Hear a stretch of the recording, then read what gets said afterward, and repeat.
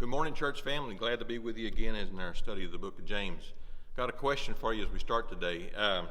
Have you noticed that people are a little bit more on edge these days than they have been before? We're starting to hear terms like COVID fatigue and even traumatic stress disorder associated with the virus. Life before the pandemic was pretty tough sometimes, but now it's even more stressful.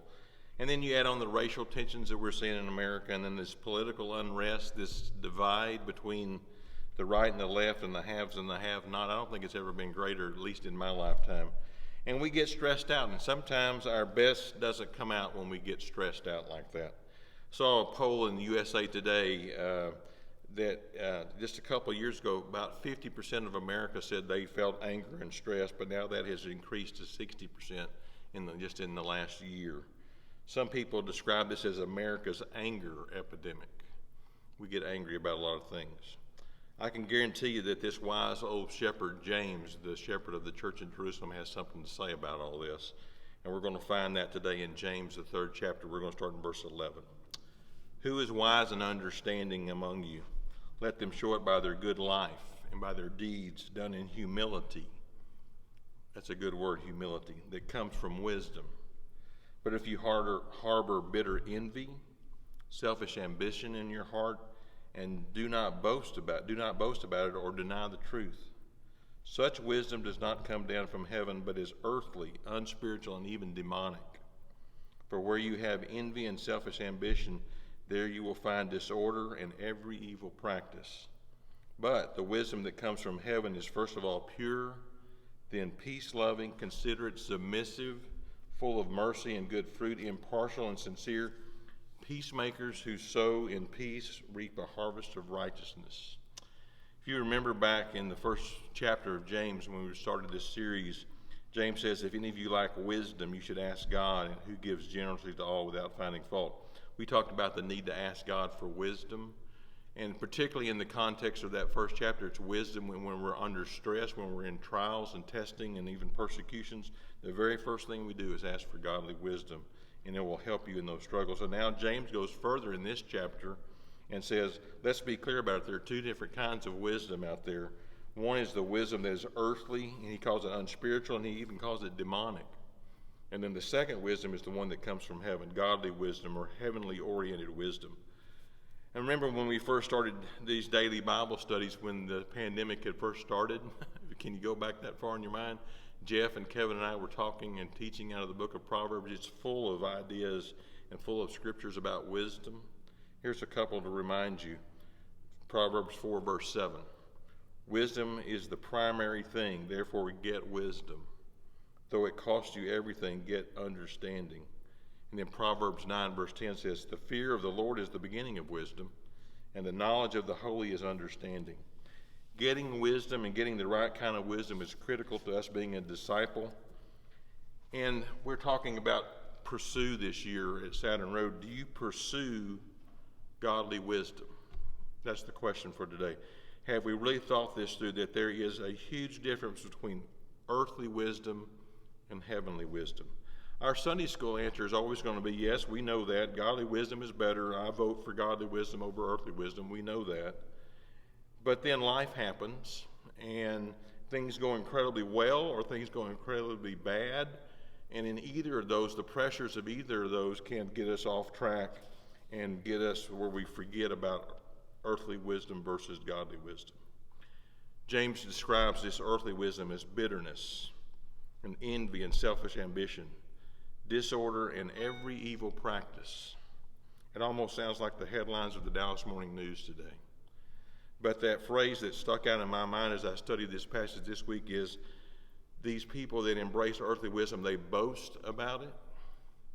He cautions us about boasting about that. We boast in our bitterness and our anger and our disorder and our factions and our divide. They boast about it. They take pride in it.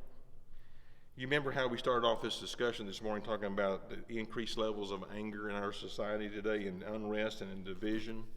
This goes for folks in the church as well as out of the church. We have a whole industry now in America, and I guess in the world, that feeds this boasting and this pride in our embracing of earthly wisdom. political talk shows, radio and TV, news channels. Pick your extreme. You can go to Fox or you can go to CNN. I'm not going to be on that. You just pick which one you subscribe to. These shows, these news channels, these talk shows tend to feed this idea and put out there the idea of we take pride and we boast in our anger. We boast in our selfishness. We boast in our ungodly opinions about things. And God's people jump right in and take pride in these things as well. Rather than pursuing wisdom that comes from God, we embrace and pursue the wisdom that comes from the world. Here's a quick test for you about where you are on this. Look back at your last week and think about how much time you spent this last week being fed by the news media, by talk shows, either on radio or TV or media, the far right or the far left, versus how much time you were fed by godly wisdom through the Word or pursuing godly things. That might be sobering if you put the clock to it. Here's another verse that scares me in all this. It says, "There's a way that seems right to man, but the end thereof leads to death." That's out of Proverbs 16. Man, us, me, we can all get united and excited about something and be absolutely wrong in those convictions if they don't match up with God and godly wisdom. And people of God need to be careful about that. I love how James is so clear in describing what this wisdom that comes from God looks like. Look back at verse 17. He says, "But the wisdom that comes from heaven is first of all pure, peace-loving, considerate, submissive, full of mercy and good fruit, and it's impartial and it's sincere." Man, I wish that described me. I wish that described all of us, particularly during this time of stress in our country. How much of that are we seeing in the headlines, and how much of that do we see in the news? Very little. Every now and then the news media will highlight somebody that has done something good, and we may even call it a random act of kindness, and we get all excited about it. But then they quickly go back to the bad news and the earthly wisdom there. Here's a bumper sticker for you. For Christian followers, random acts of kindness should not be that random. It should define us. Loving, considerate, submissive, full of mercy and good fruit, that's to be our nature now. That's what should define us and describe us. Can you imagine what a powerful witness it would be to the world and to non-believers if that defined us, if we embraced this godly wisdom versus earthly wisdom, and instead we looked at things the way that God looks at things, and that sets the tone of my life. We look at things through an eternal lens rather than a temporal lens. We look at things first as Christ follower, and then maybe way down the list I might look at it as a business owner or even a political party. I love how James describes this in verse 18. He says we are to be peacemakers who sow in peace. Does that describe you? Does that describe me, that somebody would call me a peacemaker?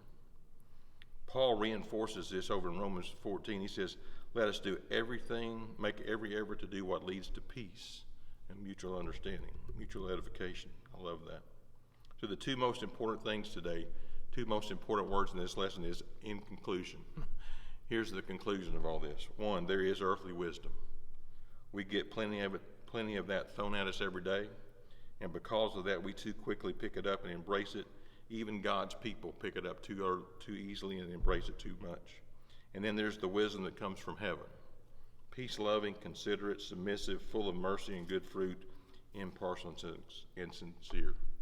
So here's my challenge for me this week, and I hope that you'll take this challenge with me. Paul describes it this way in Philippians 4. "Finally, brothers and sisters, whatever is true, whatever is noble, whatever is right, whatever is pure, whatever is lovely, whatever is admirable, if anything is excellent or praiseworthy, think about those things."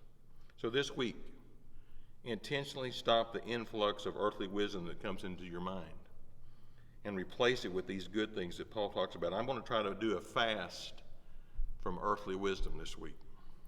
And that may mean turning off the news networks, and it may mean not picking up the Dallas Morning News. I don't do Facebook, but if you do Facebook, it may mean you cut off your Facebook for a week. Do a fast from earthly wisdom and then replace that with these things that Paul talks about that are better.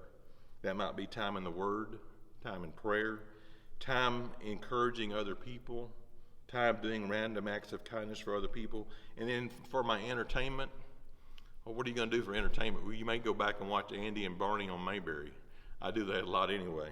Or you might just read a good book, maybe a spiritually oriented book, or just a book to get your mind off of it.